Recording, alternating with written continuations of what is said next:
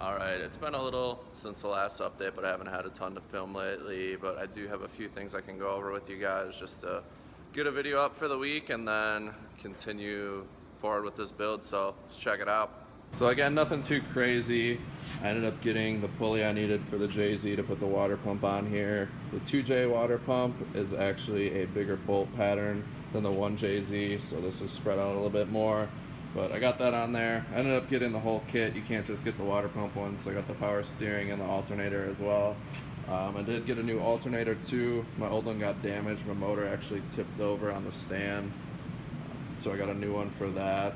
This came out of a NA2J. It actually has a higher amperage rating as well, so can't complain with that. But the power steering brace here for the AC delete turned out really well. I like that. And then I'm actually going to get the pulley lock. The tensioner pulley likes to slack on these and shoot belts off, so I think I'm going to get one of those ordered up too. And then on top of that, LKQ brought me my other diff. I don't think I stated in the other video what these were actually out of, but these are 350Z diffs.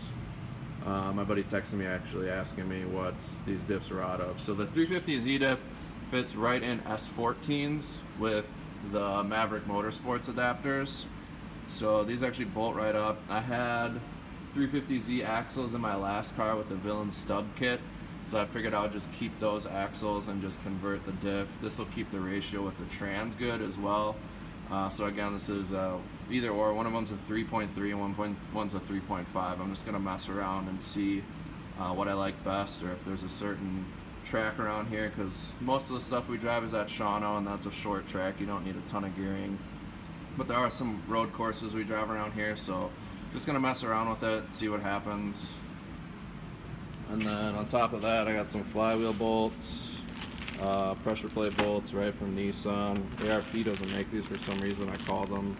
They should probably get on that. Clutch is on the way. I ordered a McLeod clutch. I've been hearing some good things about those, so I'm gonna go ahead and try that out. The price was right on it, and I've been hearing some good things, so I'm gonna try that one out. And then I think I stated in the last video that my tube front, I had to remake it because it didn't clear the fender, so I did that in the last couple days here. Get some light, probably can't see it, but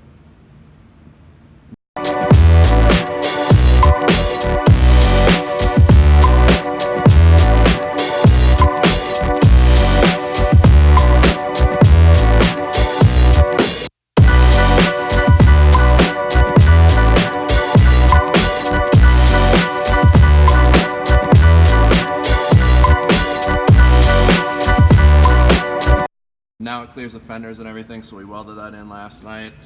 So you got that all in there. And then with the JZs, you lose a lot of room for radiators. I wanted to keep this piece in the car. That's the stock radiator support. I really didn't want to have to cut too much of the car up, and it looks like I ended up cutting pretty much everything off. So that went out the window right away, but I just made this bar here for it. So basically I can move the radiator on the other side of this bar now and give it some room in front of the engines to put some bigger push fans. Everyone always has cooling issues, so I got a bigger dual pass Koyo rad coming, and then I have yet to decide on fans. But other than that, I'll keep you guys updated as I get more parts coming in. So I got my valve covers at powder coat right now, so once I get those in, once the radiator comes in, I'm going to test fit the engine, put the radiator in here, and then make a radiator support bar, and then I should be able to start painting the engine bay and the inside. I still have to make my seat mount. I've been slacking on that, really not looking forward to that. I'm not that great with sheet metal work, and that's a really odd shape, so might have to get some help on that one, but I'll keep you guys updated.